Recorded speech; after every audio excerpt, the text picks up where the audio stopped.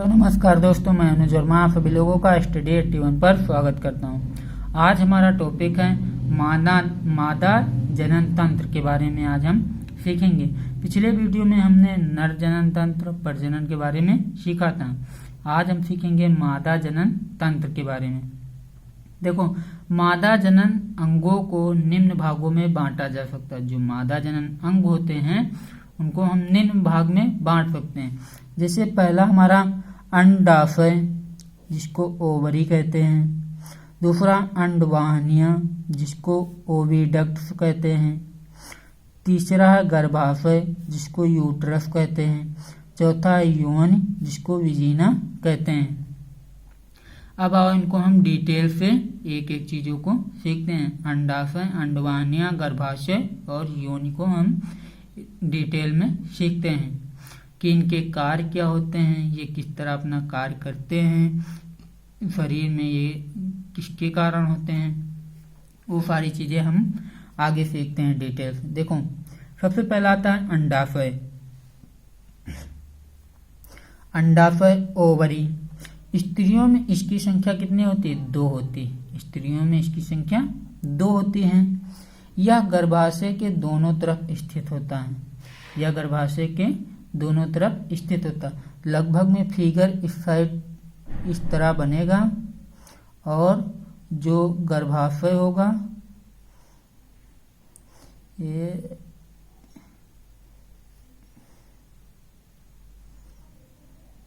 इस तरह लगभग में कुछ ऐसा बनेगा। हमने फिगर नहीं बनाया है। देखो, ये हमारी अंडाशय होता है। यहाँ पे अंडाशय होता है, ये दोनों छोर पर स्थित होता है और गर्भाशय के दोनों तरफ स्थित होता है। इस तरफ भी अंडाशय स्थित होता है, इस तरफ भी अंडाशय स्थित होता है। ये बीच में हमारा क्या है? ये गर्भाशय है। फिर आकार इसका कितना होता है? 2 सेंटीमीटर लंबा होता है और 8 mm मोटा होता है इसका आकार। अंडाशय में अंडाणु बनते हैं। अंडाशय में क्या बनते हैं? अंडाणु बनते हैं, जिसको ओवा कहते हैं। अंडाशय में अंडाणु बनते हैं, जिसको ओवा कहते हैं। देखो, इनसे मादा हार्मोन्स एस्ट्रोजन, प्रोजेस्टेरॉन का स्राव भी होता है। इनसे जो मादा हार्मोन्स होते हैं तो एस्ट्रोजन होता है, प्रोजेस्टेरॉन होता है।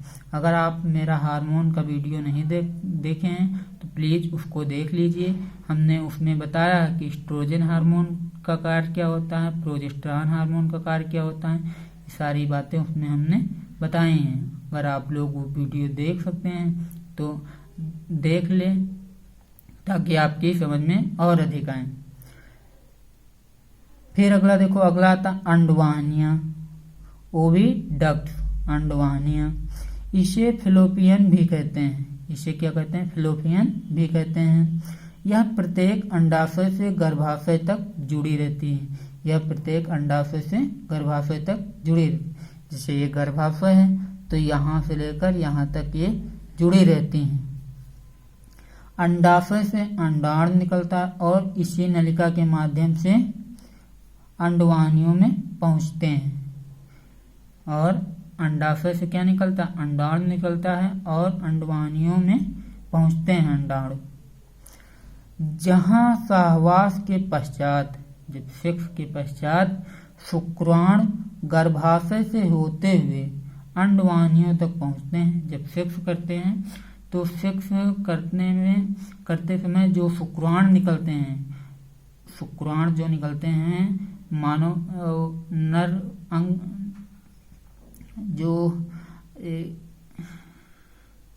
जो शुक्राणु निकलते हैं शुक्राशय से, जो शिश्न से शुक्राणु निकलते हैं तो उसको गर्भाशय से होते हुए कहाँ पर ले जाता है शुक्राणुओं को? तो अंडवाहिनियों में ले जाता है और शुक्राणु और अंडाणु का निषेचन करते हैं। शुक्राणु और अंडाणु जो होते हैं वो दोनों आपस में निषेचन करते हैं। ध्यान दीजिए, निषेचन की प्रक्रिया अंडवाहिनी में ही संपन्न होती है। और निषेचन की प्रक्रिया कहाँ पर संपन्न होती है? तो अंडवाहिनी में ही संपन्न होती है। जब शुक्राणु और अंडाणु मिलते हैं तो दोनों के बीच में निषेचन होता है और निषेचन की प्रक्रिया कहाँ पर होती है, तो अंडवाहिनी में होती है उस निषेचन की प्रक्रिया। फिर आगे देखो,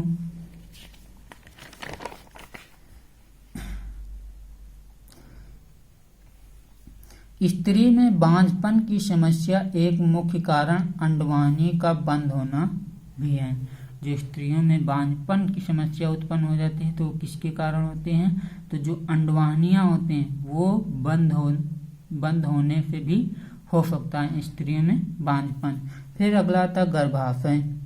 गर्भाशय यूट्रस देखो, मादा के उदर गुहा के नीचे तथा श्रेणी गुहा के मध्य में होता है। मादा के जो उदर गुहा है तो उसके नीचे और जो श्रेणी गुहा के मध्य में बीच में क्या स्थित होता है, गर्भाशय होता है। लगभग 7.5 सेंटीमीटर लंबा, 3 सेंटीमीटर मोटा, 3 सेंटीमीटर चौड़ा, 5 सेंटीमीटर चौड़ा, ये इसका लगभग आकार होता है।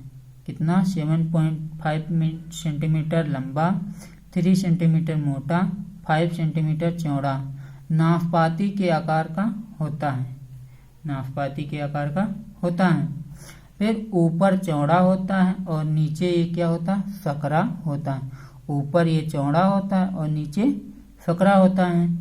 इसी सकरे भाग को कर्विक्स या ग्रीवा कहते हैं और इसी सकरे भाग को क्या कहते हो, कर्विक्स या ग्रीवा कहते हैं। और इसी से क्या जुड़ी होती है, जो यौन हमारी होती है इसी से जुड़ी होती है, ग्रीवा से ही। तो अगर आप कभी डॉक्टर को सुनते होंगे, अगर कोई आर्टिफिशियल रिप्रोडक्शन करता है, आर्टिफिशियल प्रजनन करता है, तो जो सीमेन होता है वो कहाँ पर छोड़ा जाता है, तो सर्विक्स में छोड़ा जाता है, ग्रीवा में छोड़ा जाता है। और ये किससे जुड़ी होती है, तो योनि से जुड़ी होती है। गर्भाशय के आगे वाला भाग मूत्राशय कहलाता है और पीछे वाला भाग क्या कहलाता है, मलाशय से जुड़ा होता है। जो गर्भाशय का आगे का भाग होता है वो मूत्राशय कहलाता है और जो पीछे का भाग होता है उसे मलाशय से जुड़ा होता है। अंडवाहिनियों के पश्चात निषेचित अंडाणु गर्भाशय में पहुंचता है। जब अंडवाहिनियों में निषेचन हो जाता है तो उसके पश्चात अंडाणु कहाँ पर पहुंच जाते हैं, तो वो गर्भाशय में पहुंच जाते हैं, जहां यह भ्रूण में परिवर्तित होकर बच्चे के रूप में विकसित होता है। और यहीं पर क्या होता है गर्भाशय में, तो भ्रूण में परिवर्तित होकर बच्चे के रूप में ये विकसित होता है। फिर चौथा आता हमारा योनि देखो, यह मूत्राशय एवं मलाशय के बीच स्थित होता है। यह मूत्राशय एवं मलाशय के बीच स्थित होता है। इसमें क्या क्या होता है, तो ये मैथुन करते हैं, मूत्र उत्सर्जन करते हैं, रजोधर्म यहीं से आता है, प्रसव भी यहीं से आता है। ये इसके मार्ग हैं, मैथुन करने, मूत्र उत्सर्जन करने, रजोधर्म, प्रसव का मार्ग होता है योनि। फिर देखो, योनि का एक सिरा गर्भाशय की ग्रीवा से जुड़ा होता है। अभी हमने ऊपर बताया जो योनि का एक सिरा होता है वो किससे जुड़ा होता है, गर्भाशय की ग्रीवा से जुड़ा होता है। और दूसरा सिरा छिद्र के रूप में बाहर खुलता है और दूसरा सिरा किस छिद्र के रूप में बाहर खुलता है। सहवास ड्यूरिंग सेक्स पीरियड और मैथुन इच्छा के समय, जब सहवास ड्यूरिंग सेक्स पीरियड के समय क्या होता है, मैथुन इच्छा के समय, तो यौन की स्थित वल्बोरीथ्रल ग्रंथियों से एक चिपचिपा पदार्थ निकलता है। एक क्या निकलता है, चिपचिपा पदार्थ निकलता है। और यही द्रव सहवास के समय यौन को क्या करता है, चिकना बनाता है, जिससे शिश्न आसानी से यौन में प्रवेश कर जाता है। देखो चीजों को समझो, अगर चीजों को समझो ताकि आपकी समझ में आए। जैसे सहवास जब ड्यूरिंग सेक्स पीरियड होता है तो यौन की स्थिति जो होती है तो उसमें एक ग्रंथि पाई जाती है। कौन सी? तो बलबोरी तरल ग्रंथियां होती हैं और वहां से क्या निकलता है? एक चिपचिपा पदार्थ निकलता है जो सहवास के समय जो विजयना होती है उसको क्या करता है? उसको चिकना बनाता है। क्या करता है? चिकना बनाता है, जिससे शिश्न जो पेनिस होता है, शिश्न होता है पेनिस, आसानी से किसमें? विजयना में प्रवेश कर जाता है। आसानी से विजयना में प्रवेश कर जाता है। देखो आप लोग फिर जैसे कोई पढ़ाता है, कोई भी टीचर पढ़ाता है, तो आप लोग उसका गलत मतलब निकालने लगते हैं। देखो ये भी हमारे शरीर का एक मुख्य अंग है। ये भी हमारे शरीर का क्या है? एक मुख्य अंग है। अगर आप अपने शरीर के बारे में कुछ नहीं जान सकते हो कि हमारा शरीर है क्या, इसमें कार्य इनके क्या हैं, जैसे यकृत है तो यकृत का कार्य क्या है, तो वो सारी चीजें नहीं जान सकते हो तो आप फिर क्या पढ़ेंगे? तो पहले अपने शरीर के बारे में देखो। जैसे शरीर है हमारा, तो में भोजन खाते हैं, भोजन से हमको क्या मिलता है, क्या क्या प्राप्त होता है, हम कैसे काम करते हैं, हमको कैसे एनर्जी मिलती है, ये सारी चीजें सीखो और समझो। जैसे अब ज्यादातर बच्चों को जब रिप्रोडक्शन पढ़ाया जाता है तो उसमें बहुत मजा आता है। अगर लाइव क्लास चलती होती तो उसमें एक से एक कमेंट आते हैं कि हाँ सर जी ये कैसा है, ये किस तरह होता है, इसके कार्य क्या हैं। तो इस तरह के लेकिन देखो जो इंसान होता है तो इंसान का क्या होता है? उसका मानसिक संतुलन बिगड़ जाता है। अगर कोई गलत चीज, अगर उसका मानसिक संतुलन वो अपने मन की इच्छा पर अगर कंट्रोल कर लें तो कुछ भी गलती नहीं है। जैसे इतने रेप हो रहे हैं, मर्डर हो रहे हैं, तो किस लिए हो रहे हैं? तो वो अपने मानसिक संतुलन को खो बैठते हैं, इसीलिए रेप मर्डर हो रहे हैं सारी चीजें। अगर वो अपने मानसिक संतुलन को बनाए रखें, हाँ एक बार वो सोच लें, अपने मन में एक बार वो सोच लें कि हाँ ये करना हमारे लिए ठीक है कि गलत है।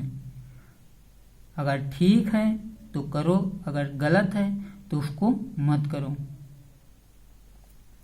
अगर ठीक है तो उसको करो जैसे आपका मन कह रहा है। खुद अपने मन में सोचो कि हाँ कि ये करना अच्छा है कि बुरा है। अगर अच्छा आपको लगता है कि हाँ यही हमारी जिंदगी है तो फिर करो, उसमें कोई नहीं रोकता है। अगर अच्छा नहीं लगता कि हाँ हमको लाइफ में कुछ बनना है, बन के दिखाना है, तो ये सारी चीजें मत करो। फिर देखो फिर आगे आता है हमारा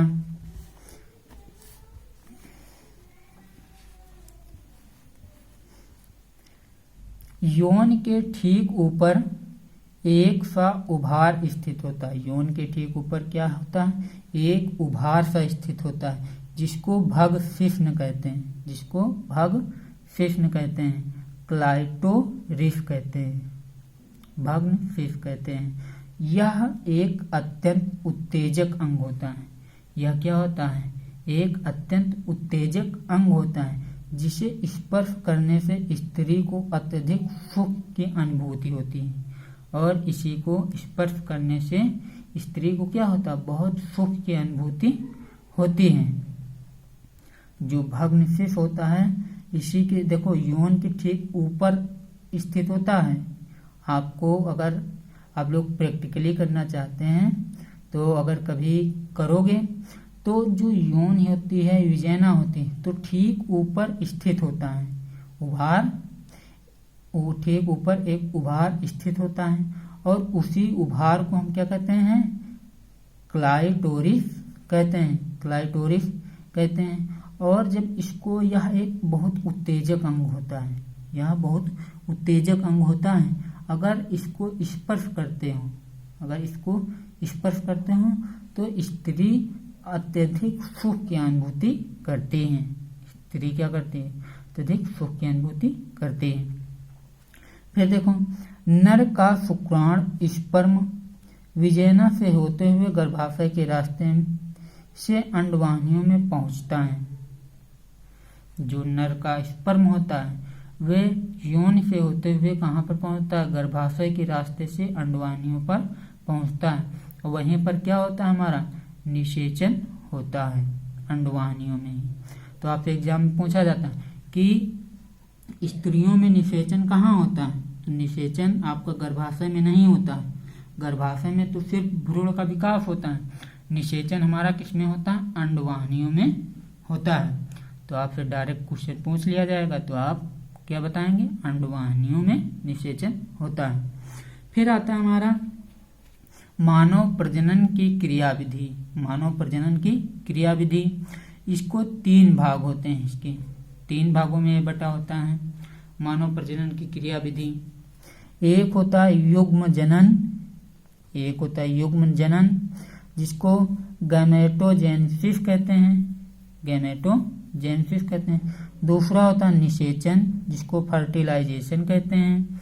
तीसरा होता है भ्रूणीय विकास, एम्ब्रियोनिक डेवलपमेंट कहते हैं। अब देखो, अब इनको डिटेल से हम सीखते हैं। युग्म जनन क्या होता है, तो युग्म जनन नर का वृषण और मादा का अंडाशय, नर का स्पर्म या शुक्राणु और नर का वृषण टेस्टिस और मादा का अंडाशय, जब वृषण और अंडाशय के युग्मों के निर्माण की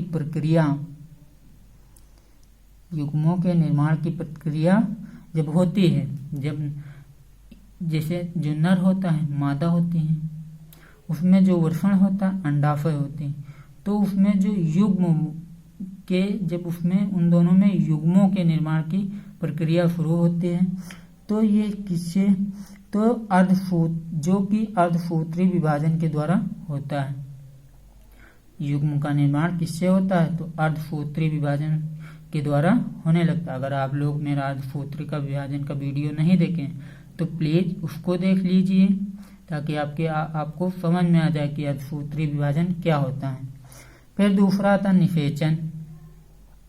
निषेचन को देखो, शुक्राणु और अंडाणु जब आपस में मिलने से युग्मनज बनने की क्रिया स्टार्ट होती है। जिसे जो शुक्राणु होते हैं और जो अंडाणु होते हैं वो कहाँ पर मिलते हैं, तो अंडवाहिनियों में मिलते हैं। और जब वो आपस में मिलने से क्या होता है, युग्मनज बनने की क्रिया प्रारंभ हो जाती है। युग्मनज बनने की क्रिया प्रारंभ हो जाती है। फिर आगे आता हमारा भ्रूणीय विकास। भ्रूणीय विकास, जब इसी युग्मनज में जब वो युग्मनज बन जाते हैं तो इसी युग्मनज में समसूत्री विभाजन होता है। इसी युग्मनज में समसूत्री विभाजन होता है। इसके फलस्वरूप गर्भाशय में यह युग्मनज शिशु का रूप धारण करने लगता है।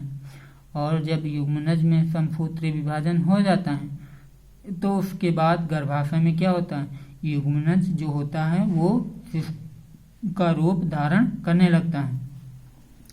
10 हफ्ते तक के विकसित युग्मनज, जो 10 हफ्ते तक विकसित युग्मनज होते हैं उनको हम भ्रूण कहते हैं।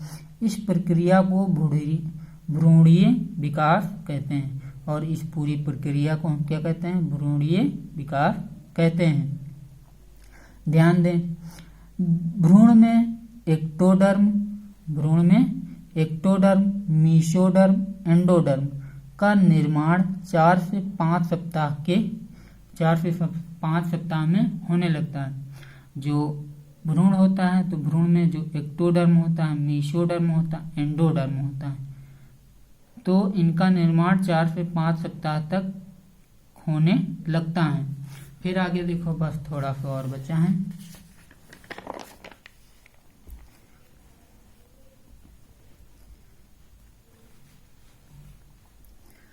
सात से 9 सप्ताह के बीच भ्रूण में तंत्रिका तंत्र, हाथ पैर, पाचन तंत्र बनने लगता है।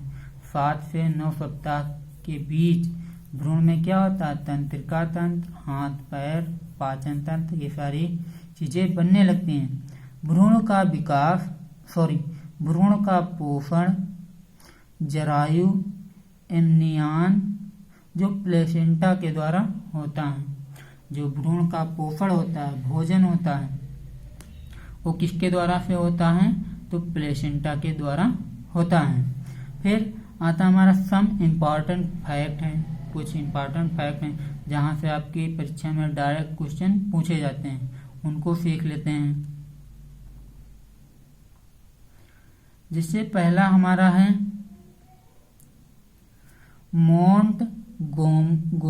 मोंटगोमरी ग्रंथियां या मोंटगोमरी ग्रंथियां, ये कहाँ पर पाए जाते हैं? तो ये स्तन में पाई जाती हैं। मोंटगोमरी ग्रंथियां कहाँ पर पाई जाती हैं? तो स्तन में पाई जाती हैं। दूध का निर्माण कहाँ पर होता है? तो स्तन के एल्बुलाई में होता है। दूध का निर्माण कहाँ पर होता है? जो स्तन होता है, जो स्त्रियों में स्तन होते हैं, तो उसके जो एल्बुलाई होता है उसमें ये पाया जाता है। गर्भाधान की जांच में स्त्री के मूत्र में, जब गर्भाधान की जांच की जाती है कि हाँ ये स्त्री हमारी प्रेग्नेंट है कि नहीं, तो उसकी जांच के लिए तो स्त्री के मूत्र में क्या किया जाता है? स्त्री के मूत्र में कैरियोनल गोनेडोट्रोपिन की मात्रा की जांच की जाती है। जो गर्भाधान की जांच के लिए जो कैरियोनल होता है, स्त्री के मूत्र को कैरियोनल गोनेडोट्रोपिन की मात्रा की जांच की जाती है कि उसके मूत्र में कितनी कैरियोनल गोनेडोट्रोपिन है। फिर आता हमारा पार्थिनोजेनेसिस प्रजनन क्या होता है? बिना निषेचन के अंडा वृद्धि करके वयस्क बनता है।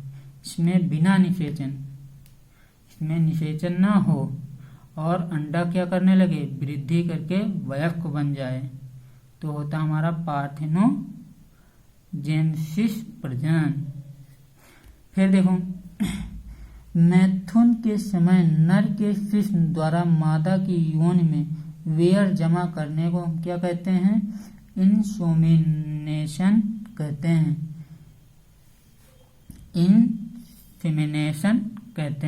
इंसेमिनेशन कहते हैं। जैसे जो मैथुन के समय, सेक्स के समय नर के जो शिश्न होता है वो मादा की यौन में वियर छोड़ने को हम क्या कहते हैं? इंसेमिनेशन कहते हैं। अगर आप लोगों को मेरा वीडियो अच्छा लगा हो तो प्लीज़ इसको लाइक करें, शेयर करें, कमेंट कर दें, सब्सक्राइब कर लें और बेल आइकन का बटन ज़रूर से दबा दें ताकि जो भी मैं वीडियो छोड़ूं वो आप तक आसानी से नोटिफिकेशन के जरिए से पहुंच सके।